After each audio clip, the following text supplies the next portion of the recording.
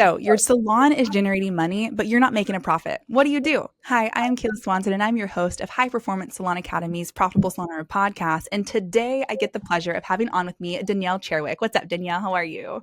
Hey, Kayla. Good. I'm great. Thank you. Thanks for having me on.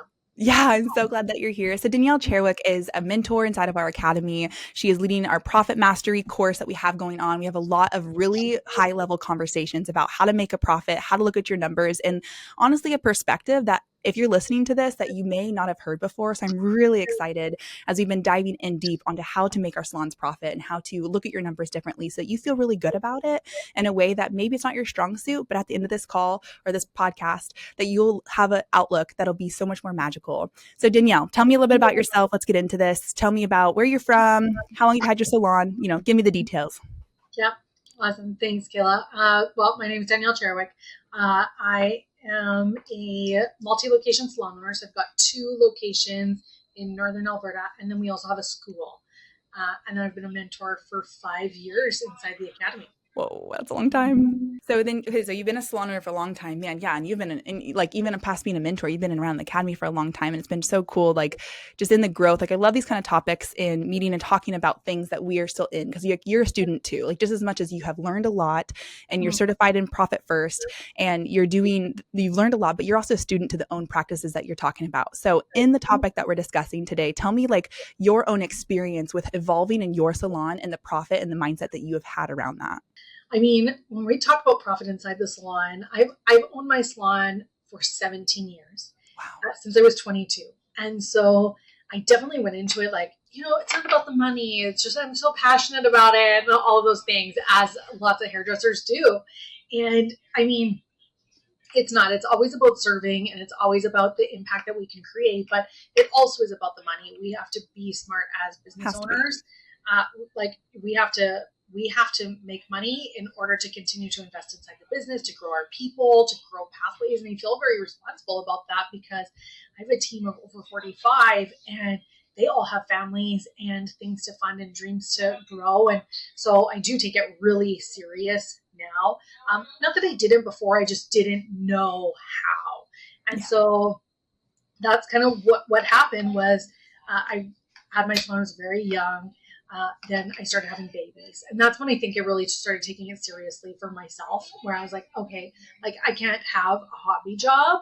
And also at that time, I was still working behind the chair. So I was generating a lot of revenue through that. Yeah. But I actually got put on bed rest with my first one. Oh, man. And then with our second, we had our kids really close together. And so I just couldn't work behind the chair at that capacity anymore. And I had to create management roles. I had to continue to pay people. I wasn't generating revenue in the same way. And so at that point, I needed help. And so I just got, what I will say, and I say a lot inside the academy, is I just got super curious about my numbers. And I love that you said I'm a learner. 100%. And I find then I was so naive. And not that I know so much now, but I know a lot more. And I also am very open in that there's so much more to learn. Like mastery is just that ongoing learning process. And so the more I know, the more I figure out there's more that I get to know. And that's been incredible. I have found a deep passion in learning about the numbers, how they move, how we can impact them in a really big way inside the salon. And I've been really fortunate to explore that a lot with Jason inside the academy. And that's been my journey. Man, wow, that's so powerful. Thank you for sharing all of that. Because I know that if you're listening to this and you're just like, the minute we opened with, what are your numbers like? And you started to tune out and be like, I don't even know. Because I know there's a lot of people out there where talking about your numbers, knowing how to make profit, like it can be a scary thing. Like you started this business with being passionate and excited to serve people. You have a really big heart. You wanted to control your own schedule. Then you're like, let me open a salon and do that for other people. And it's like the game of navigating even your location, like where you're at, like just there's so many different components and every salon is unique within themselves of what you offer, who your team is, who you are. And I know that thinking about your numbers can be a really hard discussion. I love the word that you used, Danielle. You said just get curious. And so I hope as you're listening to this episode, you just get really curious and open of like, I know you might have some head trash in your head of like, I don't know, this isn't for me. I've tried, I've talked to my accountant, I've tried to figure out my numbers. I've been on the profit journey for 5 years now. Wherever you're at, get curious.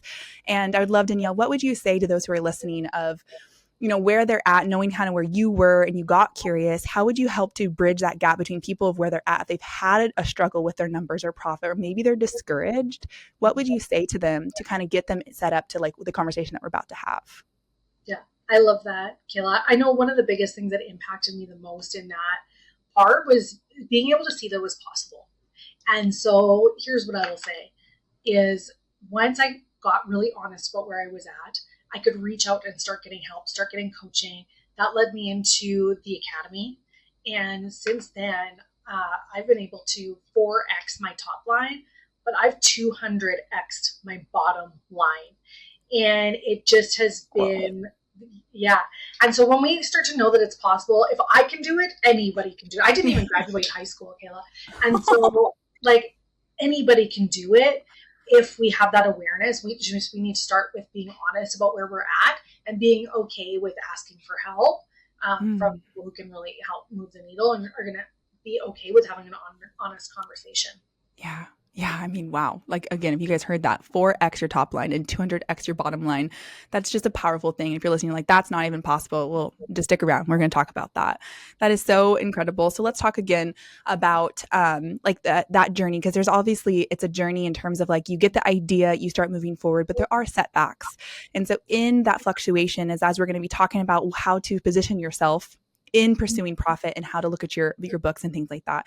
How would you talk to the journey in order to get there and people's like flexibility or ability to just move with the process and not get discouraged when say they have a bad month or they implement something and it just doesn't go the way that they think? Like, what would you just setting the hearts of the people who are listening of like, hey, this is possible and here's how you handle should a setback come up?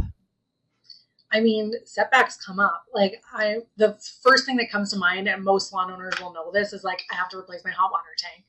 I need a new shampoo shares. Like, we were hard on equipment. Those things are going to happen. And so, yes, the idea is that we start to set aside and be able to plan for those. But in the moment, okay, but now what? And what I will say is as we start to make these changes and start to shift our behaviors, which I know we're going to talk about a bit, as we start to shift our behaviors around our financial practices inside the salon, I think that a lot of people can get discouraged when it doesn't turn around overnight. And this isn't an overnight solution, this is an ongoing forever solution. I don't get to go to the gym and make muscles and keep them unless I keep going to the gym. And so you need to think about your relationship with money inside your salon, inside your business, the same way. You're going to have to keep on working out if you want to keep those muscles. Though I will say, I go to the gym and I think the money stuff is way easier than that. So that's just my perspective. So if you're in that boat too, you're like, oh, this is like the gym again, then good. I'm glad. Oh man, that's beautiful. And yeah, that repetition of realizing, and then as like, it's not going to be like, you're not going to jump from like wherever you're at in your salon to like 200% up on the bottom line. I mean, this is a 5-year journey plus for Danielle. Mm-hmm. And so you like just knowing that like you will have those little wins and to be able to like celebrate all of them. We talk a lot about in the academy, celebrate all wins. And so taking that into it. So let's dive into this, man. Let's talk about profit. Let's talk about what that looks like. So for those that are listening, where would they begin in terms of like in all of you've learned in the last couple of years, like where would be a place of like, I want to make a profit. What do I do? Yeah. Well, we just need to plan for it. It just needs to stop being like, I want to lose weight. I'm using the weight because I think that it's such relatable. A similar principle that a lot of people are going to understand. So, okay, well, then I need to start to adjust my behaviors. It's not like when I lose weight, I will feel good and healthy. It's like I have to start the behaviors that are going to do that. And so when we think about profit, we need to plan for it. We need to stop being like sales minus expenses equals profit. And now we're going to flip that into sales minus profit equals expenses. Ooh. And so that little flip of mindset can make a really big difference. And it just becomes non-negotiable. So we start to plan profit into everything that we do. And we extract it and respect it like the respect it deserves. Wow, man, that's good. So if you heard that, it was instead of being expenses, or what was the first one? The income minus expenses equals profit instead of it's income minus profit equals expenses.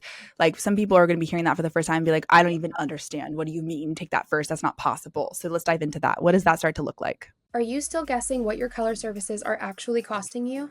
Guessing the cost of your services is eating into your profits. With Salon Scale, you can separate your parts from your labor and charge for every drop of color used. Stop letting your back bar drain your earnings. Click the link in the description to get 10% off of your first year or start your free trial today. Salon Scale. Profit starts with every mix. I think one of the first places, if I'm being honest, where people get really hung up with this, and so did I also, because when we weren't bringing in enough revenue, I'm like, I'm not going to start taking out profit unless my contractor or my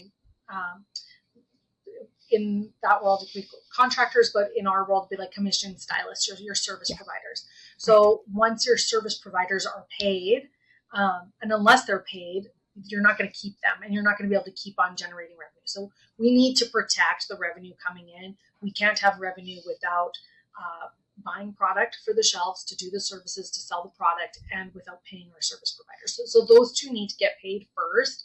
They're a part of our revenue generation.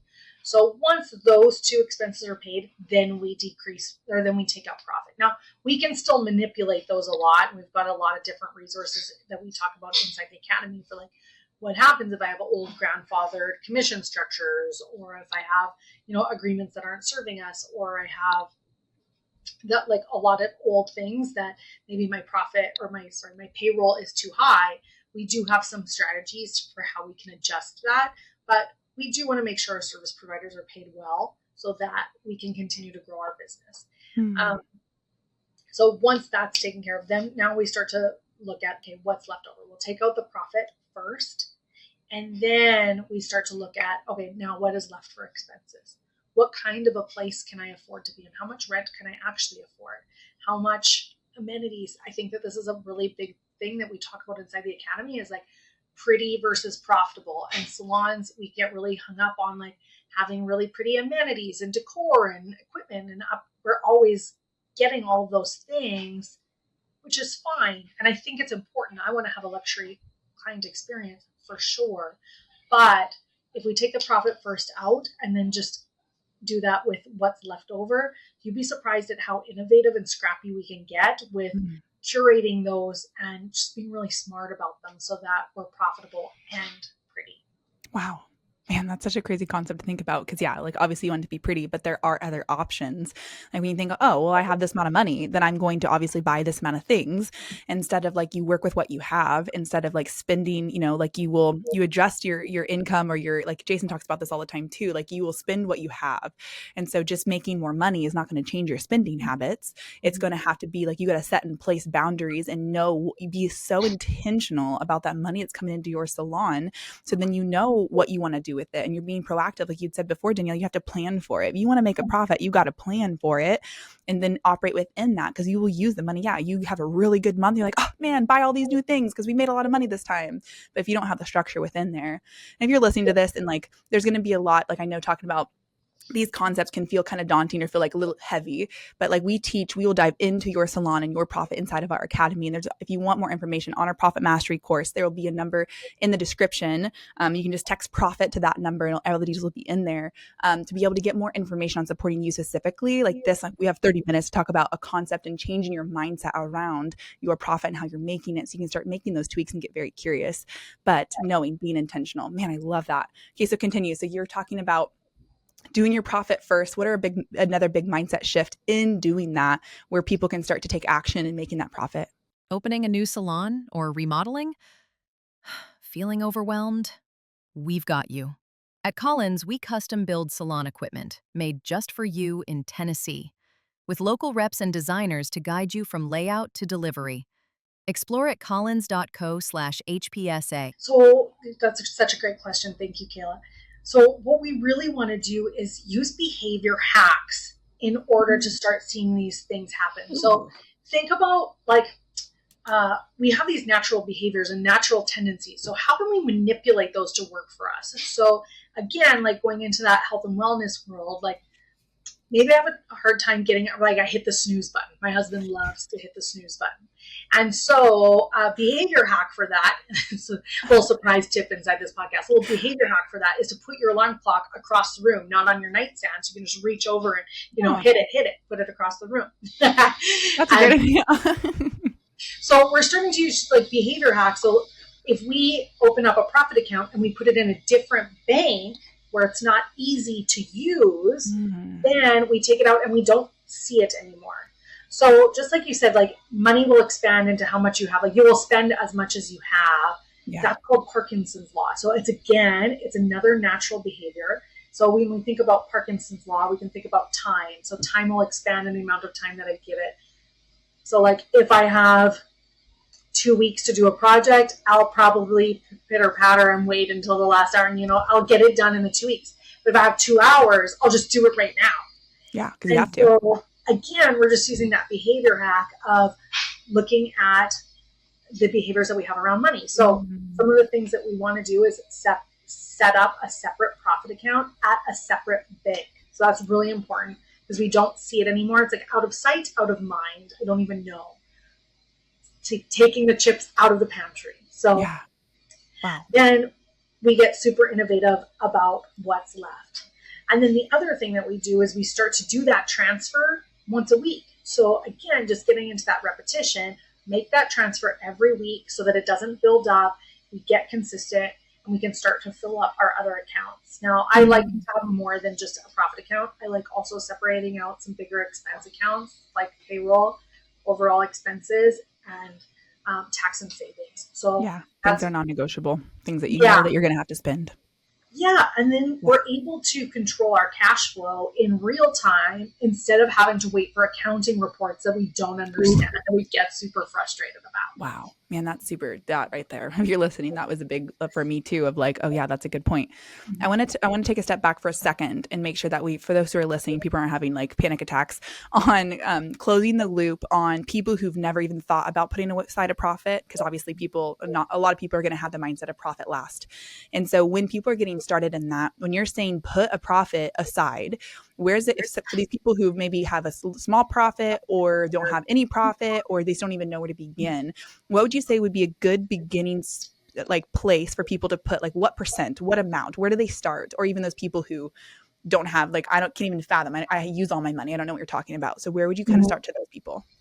Honestly, it just is like start where you can. Just stay consistent with it. And so when I started this, Kayla, we started with like actually just transferring out. So this wasn't our profit percentage. Like that was kind of coming over the month, but just to get into the habit of transferring money out into a different bank where I couldn't touch it anymore. Like I have a bank that takes 3 days to transfer it back. Like I intentionally made it difficult.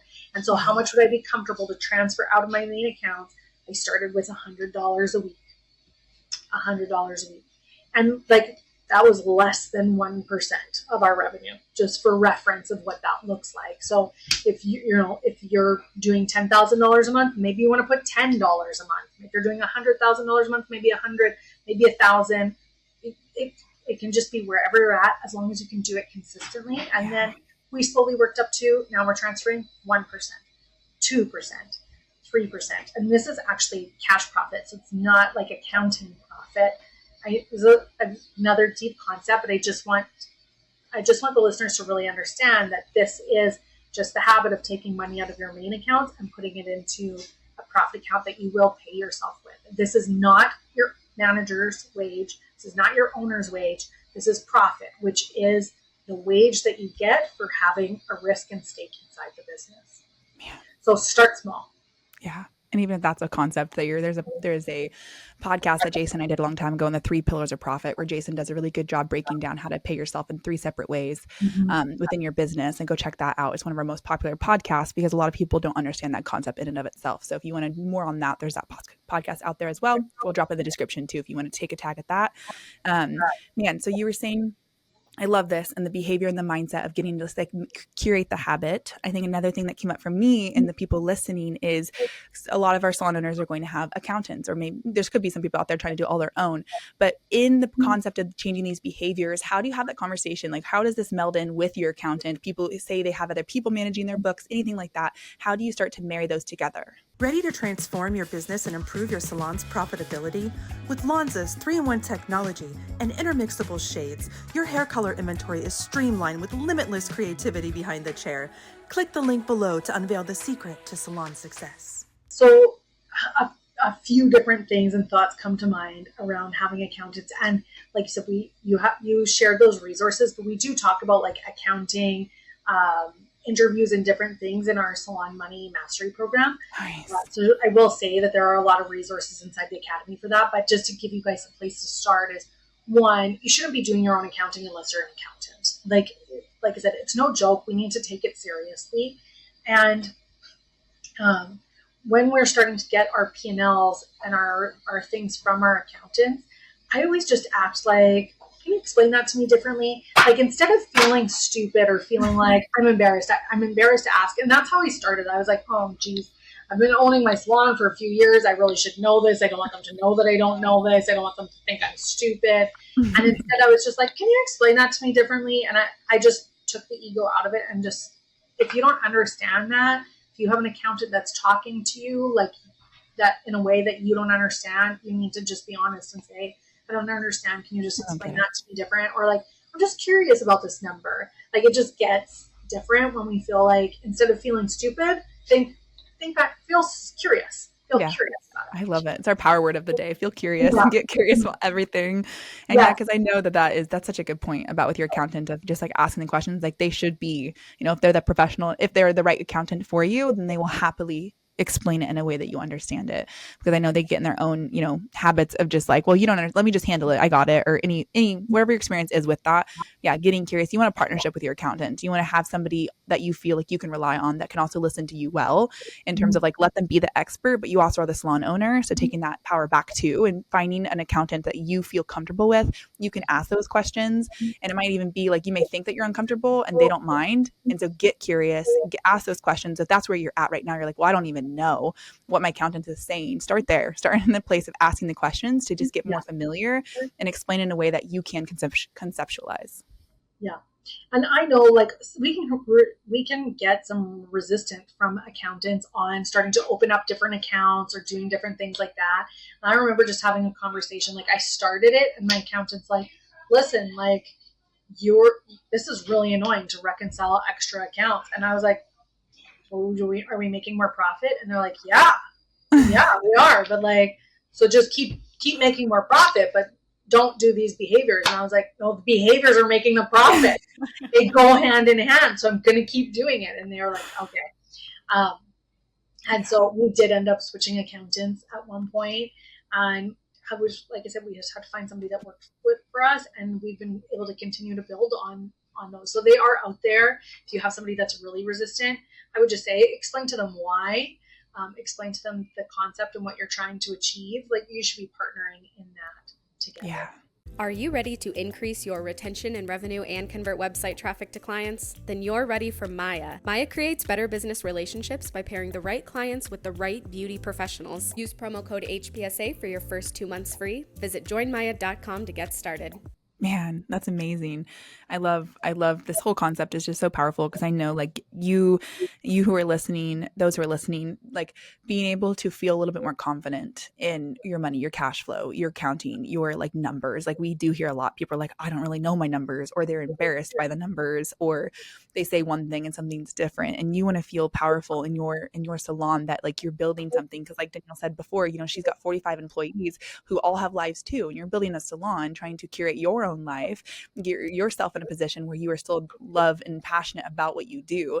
Like people start to crash out and be like, I don't know if I can do this anymore, because they don't have those tools that they need, which is what I love about our academy so much. Is we've got hundreds of salon owners who are in this every single day. They have the struggles every single day, and they're coming to each other and being like, how are you handling this? Like, this is what I'm like. It's a very safe, like, the curious is a very powerful word within our community too. Like everybody's curious about everybody else in terms of like, let's all get to the top together in terms of curating businesses that thrive for ourselves, our families, and those who work for us. Because, you know, you don't have a salon if you don't have a team.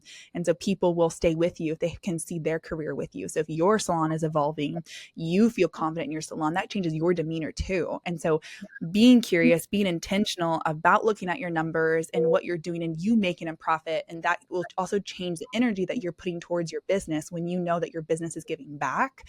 And there's nothing like a lot of people feel guilty about that. I've heard that a lot too. People like, well, you know, I have to just pour everything in, or I'm taking out my own personal loans to provide for my salon. And like, that is a downward spiral. And you're going to get yourself to a place where you're just going to throw in the towel because you can't climb out of that because you've already gone down there. And then you get stuck on those behaviors instead of like thinking smart or finding new ways to go about it. You're cycling in the same behaviors, and then it's just going to keep circulating. You're creating the same, what is it?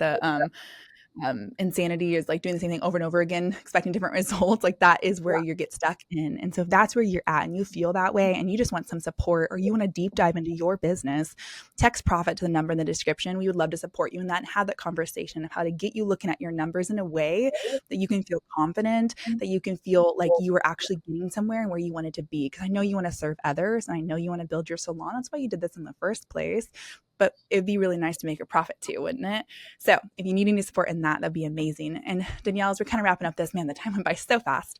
So let's talk a little bit about like those who are listening and getting them, you know, their little voices are coming up. And so in your experience and how this has transformed your life and the way you look at it, what are some key things in just the mindset that people should have in approaching this as a whole? Mindset they should have in approaching this. I think that just being open to some change and like I said right at the beginning, like we just need to be honest where we're going. So just to use another corny analogy, because I love them, I love to travel. But if I'm going somewhere, if I'm going to map out where I'm going, I need to know where I am first. And so having that really big vision and I love that you addressed this too, Kayla, is that if I want to capture my vision so big that it also captures all my team's vision, and Jason talks about that a lot, which I think is so beautiful. Like we need to expand financially. We need to feel okay with being where we're at and knowing that this isn't going to change overnight, but in a year, it's going to change a lot. In 5 years, it's going to change even more. And we will go through seasons where we have surprise, like the hot water tank needs to get replaced, and we'll go through those seasons, and that's okay. Just keeping at it and keep working at it and being okay with asking for help. And beat a dead horse, like stay curious about it. Just continue to get curious, ask questions, and find somebody that you feel comfortable with sharing this about. Yeah. Find that community of people, whether it's in our academy or anywhere else where you're at. Find the people that you can turn to even just have open conversations about it. I know there's a lot of taboo around talking about how much money you do or do not make.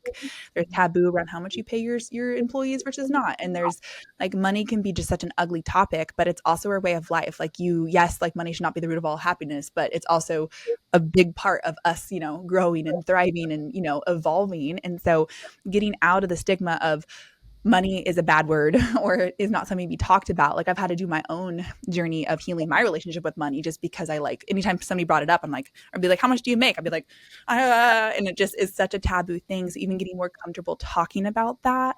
And no matter where you're at in your salon right now, whether you're already making a profit, maybe you're not, maybe it's a mess, just know that like start somewhere, start small and then build upon it. Like Danielle was saying, start with what you can do. And just even building those habits, even if it's like wherever you think that you can, just start the evolution of it and realizing, oh, wow, I have $100 less this week and I was fine. Okay, let's try 150 and getting up to where you're putting in percentages of your profit into those accounts and let it build upon itself. And you'll be surprised and changing that and being curious and changing your behaviors. And you'll be surprised what comes with just choosing a different thing than what you've been doing over and over again, however many years your salon has been open. So thank you so much, Danielle. Do you have any last words of wisdom for our listeners before we close up this episode? Yeah, I just want to echo that you just said, just start. because listening to this podcast is not enough. Taking a course about money is not enough. You need to start shifting the behaviors. We get to start taking control of this inside our salons. We get to start today. And so start and know that it doesn't have anything to do with your knowledge or what credentials you have or how much you know about money. It has everything to do in what you do with your money. So start now. Nice. Oh man, so powerful, so amazing. If you're listening, you got a lot out of that, send us a message. Let us know if you need any support at all. Again, and you can find us everywhere on social media. We'd love to support you in your business. We are very passionate, if you can't tell, about just like helping everybody grow and get to where they want to be so you have the business that you can fall back in love with. So check out the description, give us a chat. Thank you for joining us on today's episode of Profitable Salon Owner Podcast, and we'll see you next time. Thanks, Danielle. You've been listening to the Profitable Salon Owner Podcast. Be sure to like, subscribe, leave us a review, and check us out at profitablesalon.com for more episodes, content, and to help you turn your salon into the business you've always dreamt of.